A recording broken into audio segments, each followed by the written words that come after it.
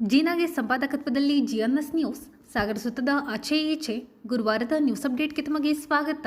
ಮುಖ್ಯಾಂಶಗಳು: ತಹಶೀಲ್ದಾರ್ ಕಚೇರಿಯಲ್ಲಿ ಸರ್ಕಾರಿ ದಾಖಲೆ ತಿದ್ದುಪಡಿ ಪ್ರಕರಣ, ತಪ್ಪಿತಸ್ಥರ ವಿರುದ್ಧ ಕ್ರಮಕ್ಕೆ ವಕೀಲರ ಸಂಘ ಮನವಿ. ಸರ್ಕಾರಿ ದಾಖಲೆ ತಿದ್ದುಪಡಿಯಲ್ಲಿ ಪ್ರಭಾವಿಗಳು ಯಾರೇ ಇದ್ದರೂ ತನಿಖೆ ನಡೆಸಿ ಶಿಕ್ಷಿಸಿ. ಹಿಂದಿನಿಂದಲೂ ಅಕ್ರಮ ನಡೆಯುತ್ತಿರುವ ಶಂಕೆ ವ್ಯಕ್ತಪಡಿಸಿದ ನ್ಯಾಯವಾದಿಗಳು. ಯಾರ್ಯಾರು ಭಾಗಿಯಾಗಿದ್ದಾರೆ? ದಾಖಲೆ ತಿದ್ದುಪಡಿ ಪ್ರಕರಣದ ಸಮಗ್ರ ತನಿಖೆಗೆ ಗಿರೀಶ್ ಗೌಡ, ಜ್ಯೋತಿ, ಪ್ರವೀಣ್, ಅಣ್ಣಪ್ಪ, ಕರುಣಾಕರ್ ಒತ್ತಾಯ. ಗಜಾನನ ಕಂಪನಿ ಬಸ್ ಹಿಂದೆ ಮುಂದೆ ಸರ್ಕಾರಿ ಬಸ್ ಸಂಚಾರ, ಪರ್ಮಿಟ್ ಇಲ್ಲದ ಬಸ್ ಓಡಿಸುತ್ತಿದ್ದಾರೆ. ಖಾಸಗಿ ಬಸ್ ಸಂಚಾರ ಜಾಲ ನಾಶಪಡಿಸುವ ಯತ್ನ ಎಂದ ನರೇಂದ್ರ ಪೈ ಗೋಪಾಲ್. ಗಣಪತಿ ರಥೋತ್ಸವ ಸಾಂಸ್ಕೃತಿಕ ವೈಭವ, ತೇಜಸ್ವಿ ತಬಲ ವಿದ್ಯಾಲಯದಿಂದ ತಬಲವಾದನ. ಈಗ ಸುದ್ದಿಯ ವಿವರ. ಸಾಗರ ತಾಲೂಕು ಕಚೇರಿಯ ದಾಖಲಾತಿ ಕೊಠಡಿಯಲ್ಲಿ ದಾಖಲಾತಿಗಳ ತಿದ್ದುಪಡಿಯನ್ನು ತಡೆಗಟ್ಟುವುದು, ದಾಖಲಾತಿ ಬಗ್ಗೆ ಸೂಕ್ತ ನಿಗಾ ವಹಿಸುವಂತೆ ಒತ್ತಾಯಿಸಿ ಗುರುವಾರ ವಕೀಲರ ಸಂಘದ ವತಿಯಿಂದ ಉಪವಿಭಾಗಾಧಿಕಾರಿಗಳಿಗೆ ಮನವಿ ಸಲ್ಲಿಸಲಾಯಿತು. ಈ ಸಂದರ್ಭದಲ್ಲಿ ಸಂಘದ ಅಧ್ಯಕ್ಷ ಗಿರೀಶ್ ಗೌಡ, ಜ್ಯೋತಿ ಕೋವಿ, ಅಣ್ಣಪ್ಪ ಹೆಚ್ಕೆ, ಕರುಣಾಕರ್, ಕೆವಿ ಪ್ರವೀಣ್ ಮಾತನಾಡಿದರು. ಮನವಿ ಸ್ವೀಕರಿಸಿ ಉಪವಿಭಾಗಾಧಿಕಾರಿ ವೀರೇಶ್ ಕುಮಾರ್ ಮಾತನಾಡಿದರು. ಈ ಸಂದರ್ಭದಲ್ಲಿ ತ್ಯಾಗಮೂರ್ತಿ, ಪರಿಮಳ, ಜಿಕ್ರಿಯಾ, ಉಲ್ಲಾಸ್ ಇನ್ನಿತರರು ಹಾಜರಿದ್ದರು. ಇವತ್ತು ನಾವು ವಕೀಲರ ಸಂಘದ ವತಿಯಿಂದ ಏನು ಸಾಗರ ತಾಲೂಕು ಕಚೇರಿಯ ದಾಖಲಾತಿ ಕೊಠಡಿ ಬಗ್ಗೆ, ಅದರಲ್ಲಿ ಆಗ್ತಾ ಇರುವಂತಹ ಅಕ್ರಮ ಮತ್ತು ದಾಖಲಾತಿಗಳನ್ನು ತಿದ್ದುಪಡಿ ಮಾಡುವಂಥ ವ್ಯವಸ್ಥೆ ಸುಮಾರು ವರ್ಷಗಳಿಂದ ನಡೀತಾ ಇದೆ ಅಂತ ಹೇಳಿ ನಮ್ಮ ಗಮನಕ್ಕೆ ಬಂತು. ಅದಕ್ಕೆ ಸಂಬಂಧಪಟ್ಟಂತೆ ಮೊನ್ನೆನೂ ಸಹ ಒಂದು FIR ಆಗಿದೆ. ಅದಕ್ಕೆ ಸಂಬಂಧಪಟ್ಟಂತೆ ನಾವು ಸರಿಯಾದ ಕ್ರಮ ಕೈಗೊಳ್ಳಬೇಕು ಅಂತ ಹೇಳಿ ಸಂಘ ತೀರ್ಮಾನ ಮಾಡಿ ಇವತ್ತು ಒಂದು AC ಅವರಿಗೆ ಮನವಿ ಕೊಡೋಕೆ ಬಂದ್ವಿ. ಇವತ್ತು ನಮ್ಮ ಉದ್ದೇಶ ಇಷ್ಟೇ: ಯಾರೇ ತಪ್ಪು ಮಾಡಿ, ಅದು ವಕೀಲರಾಗಿರ್ಬೋದು, ಸಾರ್ವಜನಿಕರಾಗಿರ್ಬೋದು, ಮುಖ್ಯಮಂತ್ರಿ ಆಗಿರ್ಬೋದು, ತಪ್ಪು ಕಾನೂನು ಅಡಿಯಲ್ಲಿ ಎಲ್ಲರೂ ಸಮಾನ. ಹಾಗಾಗಿ ಆ ವಿಚಾರಕ್ಕೆ ಸಂಬಂಧಪಟ್ಟಂತೆ ಯಾರೇ ತಪ್ಪು ಮಾಡಿದ್ರು ನಿಷ್ಪಕ್ಷಪಾತದಿಂದ ತನಿಖೆ ಆಗಬೇಕು. ನೈಜ ಆರೋಪಿಗಳನ್ನು ಗುರುತಿಸಿ ಆ ಕೇಸ್ನಲ್ಲಿ ಇನ್ವಾಲ್ವ್ಮೆಂಟ್ ಮಾಡಬೇಕು ಅನ್ನೋದು ನಮ್ಮ ಒತ್ತಡ. ಅದಕ್ಕೆ ಸಂಬಂಧಪಟ್ಟಂತೆ AC ಅವರು ಇವತ್ತು ನಾವು ತಂದು ಅರ್ಜಿ ಮೂಲಕ ಕೊಟ್ಟಿದ್ದೇವೆ. ಮುಂದೆ ಈ ಥರ ಹಿಂದಾಗಿರುವಂಥ ತಪ್ಪುಗಳನ್ನೆಲ್ಲದನ್ನು ಕಂಡುಹಿಡಿದು ಅದಕ್ಕೆ ಸಂಬಂಧಪಟ್ಟಂತೆ ಸೂಕ್ತವಾದ ಕಾನೂನು ಕ್ರಮ ಕೈಗೊಳ್ಳಬೇಕು, ಕೇಸ್ಗಳನ್ನು ಹಾಕಬೇಕು ಸೋಮಟ. ಮತ್ತೆ ಮುಂದೆ ಈ ಥರ ತಪ್ಪಾಗಿದ್ದಂಗೆ ರಕ್ಷಣೆ ಮಾಡಬೇಕು ಅದನ್ನ ದಾಖಲಾತಿ ಕೊಠಡಿಯನ್ನು. ನಾವು ನೋಡಿವಿ, ಸಾರ್ವಜನಿಕರು ತುಂಬ ಜನ ಬಂದು ಹೇಳಿದ್ದಾರೆ ನಮಗೆ, ಭಾನುವಾರ ನೈಟು 9 ಗಂಟೆ 10 ಗಂಟೆಗೆಲ್ಲ ಓಪನ್ ಇರುತ್ತೆ. ನಾವು ಸುಮ್ಮನೆ ಹೋಗ್ತಾ ಇದ್ದೀವಿ, ನಾವು ತಾಲೂಕು ಆಫೀಸೆಲ್ಲ ಓಪನ್ ಇದೆ ಅಂತ ನಾವು ಎಷ್ಟೋ ಸತಿ ಗಮನಿಸಿದ್ದೇವೆ. ಆದರೆ ಈಗ ನೋಡೋ ತನಕ ಇಲ್ಲಿ ಅಧಿಕಾರಿಗಳು ಅಲ್ಲಿಗೆ ವಹಿಸ್ಕೊಟ್ಟಂತ ನನಗೊಂದು ಅನುಮಾನ ಏನು ಅಂದರೆ, ಫಾರ್ ಎಕ್ಸಾಂಪಲ್ ಈಗ ದಾಖಲಾತಿ ಕೊಠಡಿಗೆ ಸಂಬಂಧಪಟ್ಟಂತೆ ಒಬ್ಬರನ್ನ ನೇಮಕ ಮಾಡಿರ್ತಾರೆ. ಆ ಬೀಗ ಅವನು 10 ಗಂಟೆಗೆ ಇಷ್ಟೇ ಗಂಟೆಗೆ ಬಂದು ಮಾಡಬೇಕು ಅಂತ ಒಂದು ಇರುತ್ತೆ ನಿಯಮ. ಆದರೆ ಅವ್ರ ಮೇಲೆ ಫಸ್ಟ್ ಆ್ಯಕ್ಷನ್ ಆಗ್ಬೇಕು.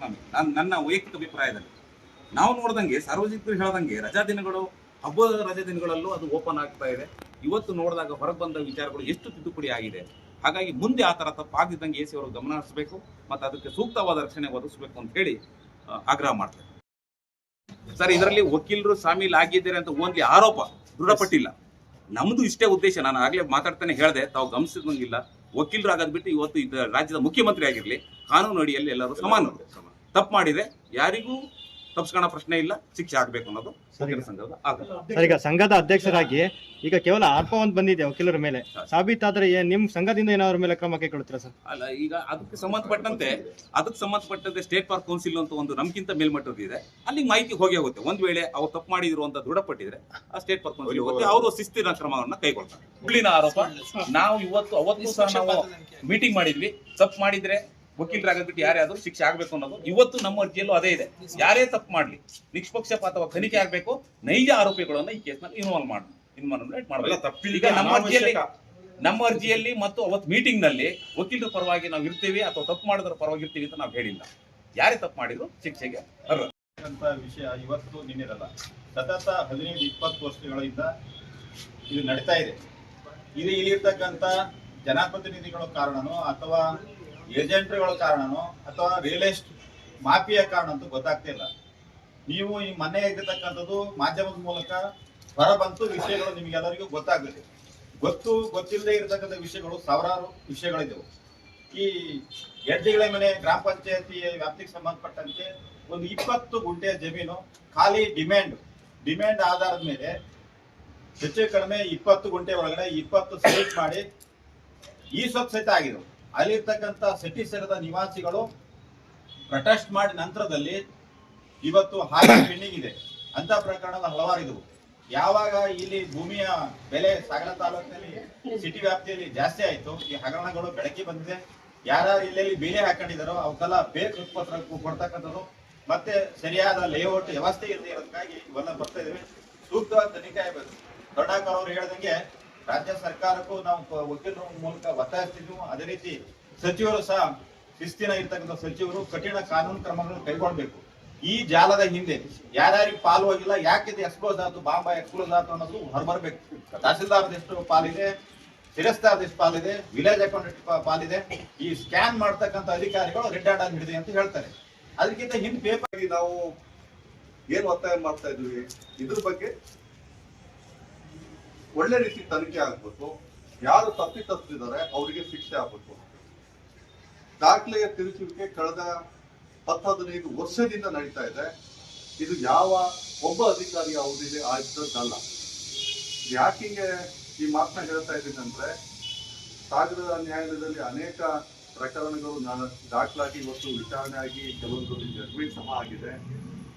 ಅದರಲ್ಲಿ 1960ನೇ ಸಾಲಿನಲ್ಲಿ ದರ್ಖಾಸ್ ಮಂಜೂರಾದಂಗೆ ಇವರು ಹಕ್ಕುಪತ್ರಗಳನ್ನ ವ್ಯವಸ್ಥಿತವಾಗಿ ಸೃಷ್ಟಿ ಮಾಡಿ ಅದ್ರ ಮೇಲೆ RR516 ರಿಜಿಸ್ಟರ್ನ ತಿದ್ದುವಂತ ಕೆಲಸ ಆಗಿ ಅವೆರಡು ದಾಖಲೆಗಳನ್ನ ಇಟ್ಕೊಂಡು 1980-85ನೇ ಸಾಲಿಂದ ಕೈಬರ ಪಾಣಿಲಿ ನಮ್ಮ ಹೆಸರು ಕೈ ತಪ್ಪು ಹೋಗ್ಬಿಟ್ಟಿದೆ, ಅದನ್ನ ದಾಖಲು ಮಾಡ್ಕೊಡಿ ಅಂತ ಹೇಳಿ ತಹಸೀಲ್ದಾರಿಗೆ ಇವರೊಂದು ಅರ್ಜಿ ಕೊಡೋದಂತೆ ಪಾಣಿಗೆ ದಾಖಲಿಸ್ಲಿಕ್ಕೆ ಕಂದಾಯ ಇಲಾಖೆ ಒಂದು ಆದೇಶ ಮಾಡೋದು. ಈ ರೀತಿ ವ್ಯವಸ್ಥಿತವಾಗಿ ಇವರಿಗೆ ಕಂದಾಯ ಇಲಾಖೆ ಅಧಿಕಾರಿಗಳು ಮತ್ತೆ ಕಂದಾಯ ಇಲಾಖೆಯ ಹೊರಗಡೆ ಪ್ರಭಾವಿ ವ್ಯಕ್ತಿಗಳು ಇದರಲ್ಲಿ ಸ್ಪಷ್ಟವಾದ ಹಸ್ತಕ್ಷೇಪ ಇದೆ. ಅದು ರಿಯಲ್ ಎಸ್ಟೇಟ್ ಆಗಿರ್ಬೋದು, ಎಲ್ಲ ರೀತಿ ಇದರಲ್ಲಿ ತನಿಖೆ ಆಗ್ಬೇಕು.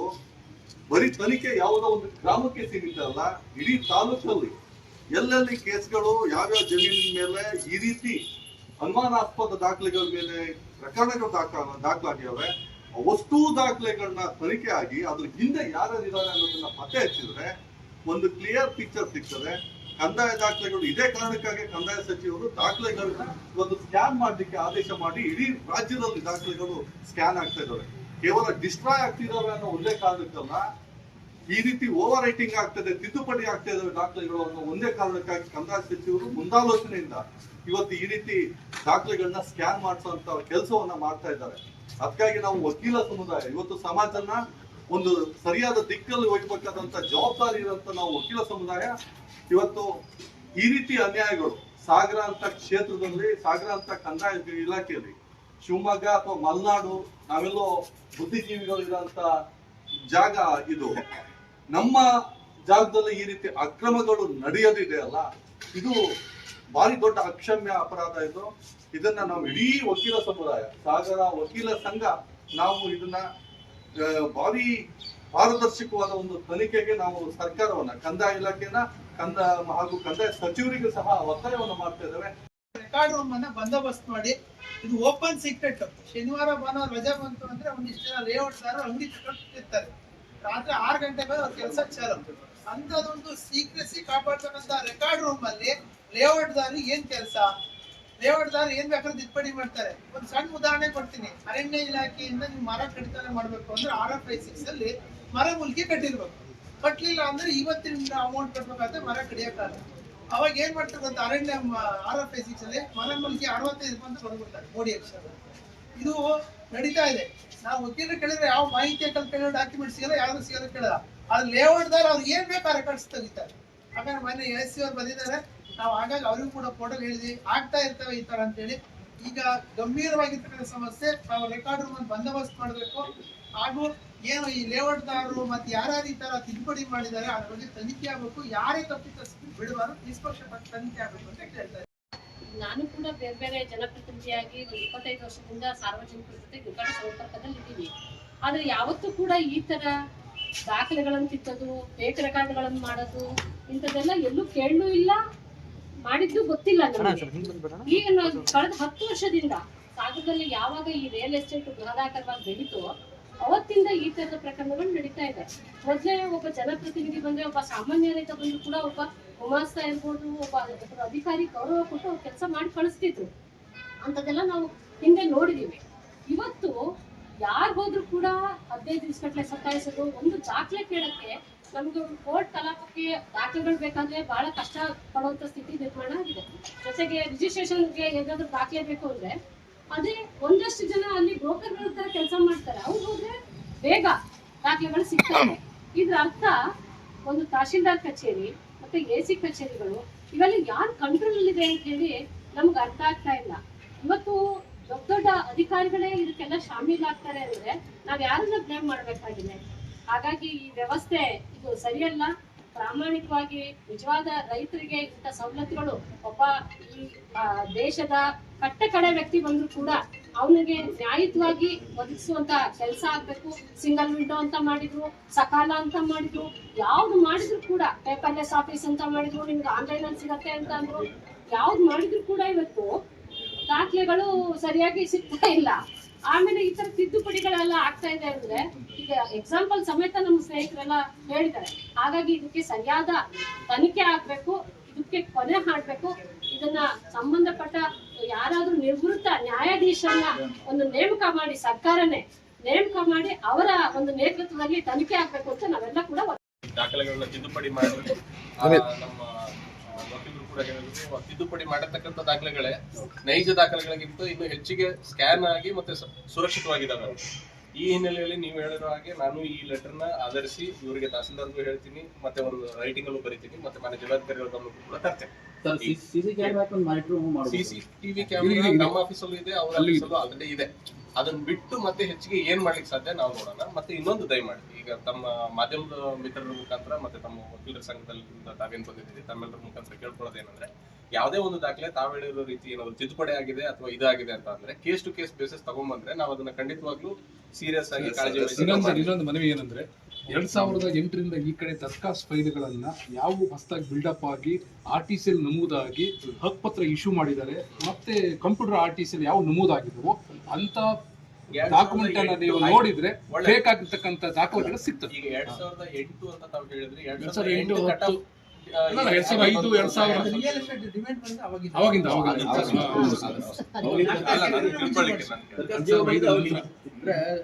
ಸಾಧ್ಯ ಆದ್ರೆ ಸುಮೋಟೋ 2000ದಿಂದ ಹೊಡೆದ್ರು ತನಿಖೆ ಮಾಡಿ ಅದನ್ನ ದಾಖಲಾತಿಗಳನ್ನು ಪರಿಶೀಲನೆ ಮಾಡಿ ಸೂಕ್ತ ಕ್ರಮ ತಗೊಂಡ್ರೆ ಬಹಳ ಒಳ್ಳೇದು. 2005-6 ಟೌನ್ ಅಡ್ಜಸೆಂಟ್ ವಿಲೇಜ್ಗಳದ್ದು ಕೆಲವೊಂದು ದಾಖಲೆಗಳಾಗ್ಯಾವೆ. ಅದು ಯಾವ ರೀತಿ ಆಗ್ತವೆ ಅಂದ್ರೆ ಅವ್ರ ಒಕ್ಕಣೆ ಹೆಂಗಿರುತ್ತೆ, 1980ನೇ ಸಾಲಿಂದ ಕೈಬಾರದ ಪಾಣಿಲಿ ನಮ್ದು ಹೆಸರು ಕೈತೆಪ್ಪಿಂದ ಬಿಟ್ಟೋಗ್ಬಿಟ್ಟಿದೆ, ಅದನ್ನ ನೀವು ನಮೂದು ಮಾಡ್ಕೊಡಿ ಅಂತ ಬರ್ತಾರೆ. 1980ಇಂದ ಇವತ್ತು ನಾವು 2025 ಇದ್ದೀವಿ. ಆಫ್ಟರ್ ಲಾಸ್ಟ್ ಆಫ್ 45 years ಅವರು ಪಾಣಿ ಎಂಟ್ರಿ ಬರ್ತಾರೆ. ಇಲ್ಲಿ ತನಕ ನಮ್ಗೆ ನಾಲೆಡ್ಜ್ ಇಲ್ಲ. ಈ ರೀತಿಯ ಎಲ್ಲಾ ಪ್ರಕರಣಗಳು ಅನುಮಾನಾಸ್ಪದ ಪ್ರಕರಣಗಳು ಅಂತ ತನಿಖೆ ಆಗ್ಲೇಬೇಕು.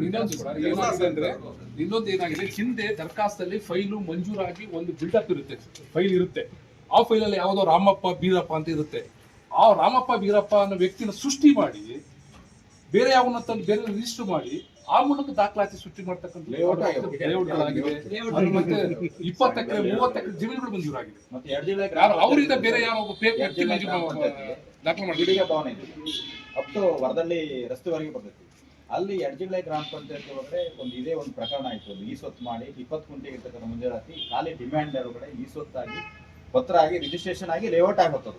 ಅದಕ್ಕೆ ಯಾವುದೇ ನಗರ ಇರ್ತಕ್ಕಂಥಾಗ್ಲಿ AC ಅವರಿಂದ ಯಾವುದೇ ಅನುಮೋದನೆ ಇಲ್ಲ. ಆ ಪ್ರಕರಣ ಈಗಲೂ ಇದೆ. ತಪ್ಪಿಸಿದ ಕ್ರಮ ಕೈಗೊಳ್ಳೋದು ಇದುವರೆಗೆ ಕ್ರಿಮಿನಲ್ ಕೇಸ್ ಆಗಿದೆ. ನಿಮ್ಗೆ ಎಂಟೇ ದಾಖಲೆಗಳು ನಾನು ನಿವೇಶನಗಳಲ್ಲಿ ಬಿಲ್ಡಿಂಗ್ ಲೈಸೆನ್ಸ್ ತಗೊಂಡು ಕನ್ಸ್ಟ್ರಕ್ಷನ್ ಮಾಡಿ ಬ್ಯಾಂಕಿಂದ ಲೋನ್ ತಗೊಂಡು ಎಲ್ಲ ಮಾಡ್ಕೊಂಡು ಒಂದೊಂದು ದಿವಸ 60, 70, 80 ಮನೆಗಳ ಹೇಳಿದ್ದು. ಈಗ ಬ್ಯಾಂಕ್ ಗಳಿಗೆ ಈಗ ಒಪಿನಿಯನ್ ಬೇರೆ ಕೊಟ್ಟಿದ್ದಾರೆ. ಪರ್ಮಿಟ್ ಇಲ್ಲದ ಕಡೆಯೂ ಅನಧಿಕೃತವಾಗಿ ಸರ್ಕಾರಿ ಬಸ್ಗಳನ್ನು ಬಿಟ್ಟು ಖಾಸಗಿ ಬಸ್ ಉದ್ಯಮ ನಾಶ ಮಾಡಲು ಹೊರಟಿರುವ ನಿಗಮದ ಅಧಿಕಾರಿಗಳಿಂದ ನಮ್ಮನ್ನು ಹಾಗೂ ನಮ್ಮನ್ನು ನಂಬಿಕೊಂಡಿರುವ ಕುಟುಂಬವನ್ನು ಉಳಿಸುವಂತೆ ಗಜಾನನ ಸಾರಿಗೆ ಸಂಸ್ಥೆಯ ವ್ಯವಸ್ಥಾಪಕ ನರೇಂದ್ರ ಪೈ ತಿಳಿಸಿದರು. ಸಾಗರದ ಕರ್ನಾಟಕ ಕಾರ್ಯನಿರತ ಪತ್ರಕರ್ತರ ಭವನದಲ್ಲಿ ಗುರುವಾರ ಕರೆಯಲಾಗಿದ್ದ ಸುದ್ದಿಗೋಷ್ಠಿಯಲ್ಲಿ ಅವರು ಮಾತನಾಡುತ್ತಿದ್ದರು. ಗಜಾನನ ಕಂಪನಿ ನೌಕರರ ಸಂಘದ ಗೋಪಾಲ್ ಮಾತನಾಡಿದರು.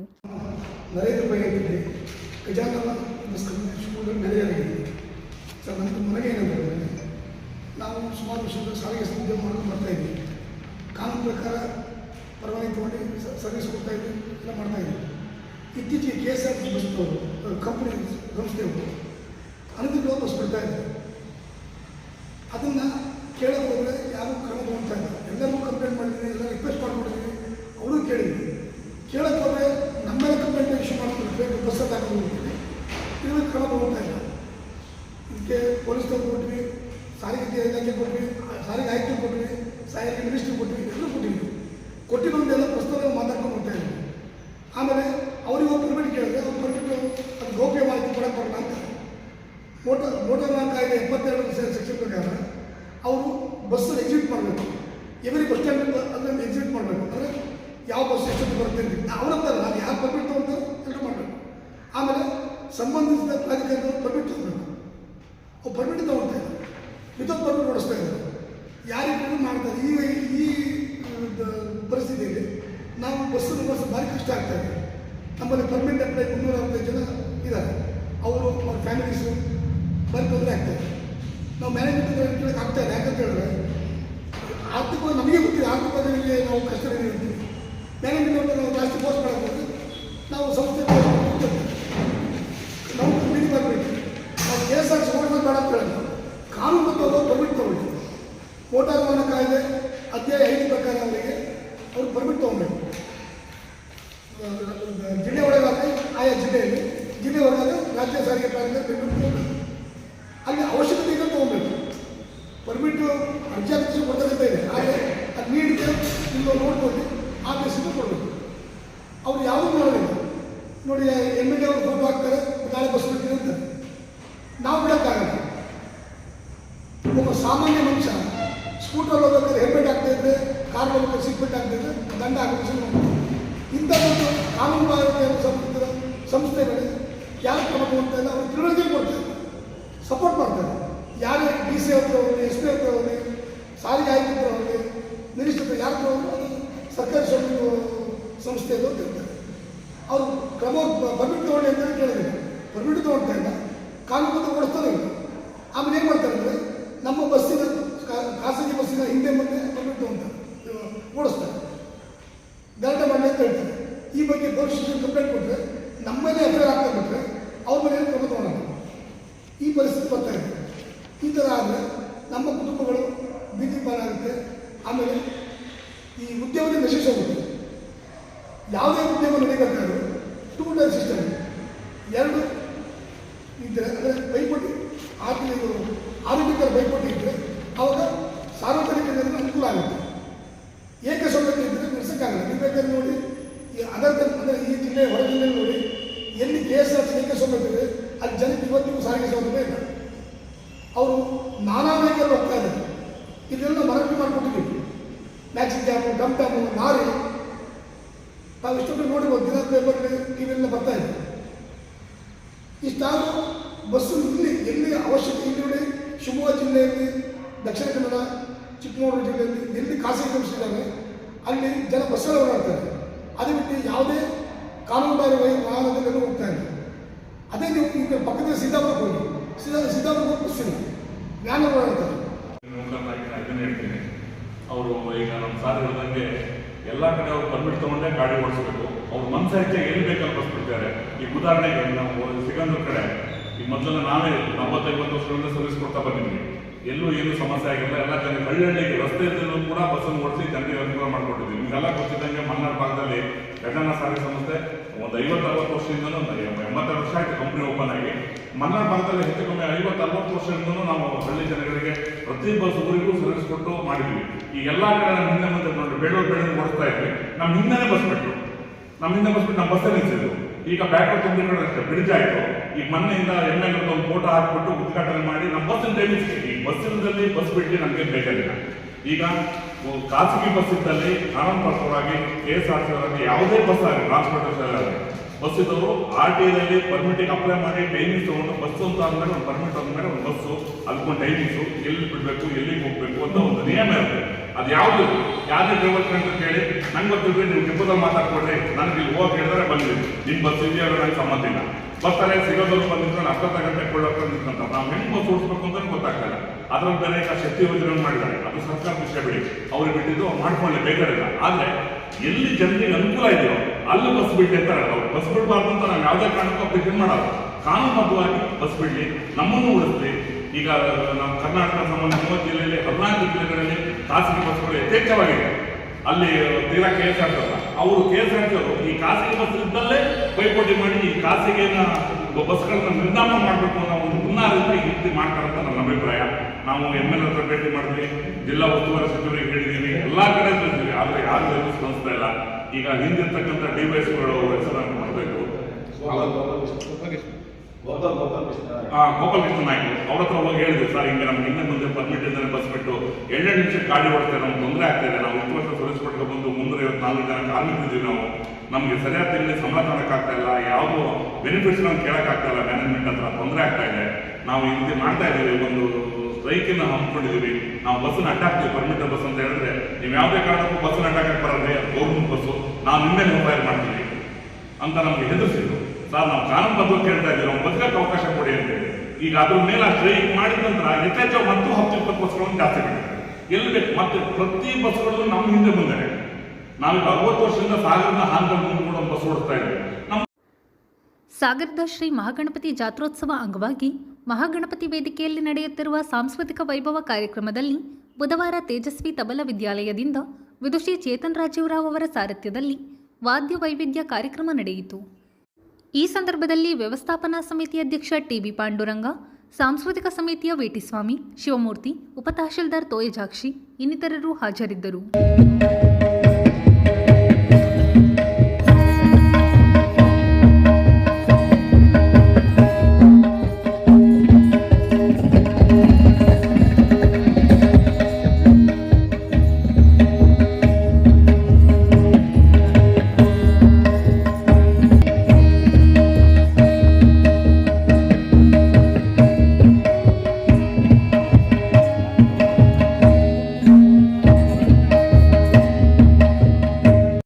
ಇದು ಗುರುವಾರದ ಸಮಗ್ರ ಸುದ್ದಿ. ನಿರಂತರ ಸುದ್ದಿಗಾಗಿ ನೋಡ್ತಾ ಇರಿ GNS ನ್ಯೂಸ್.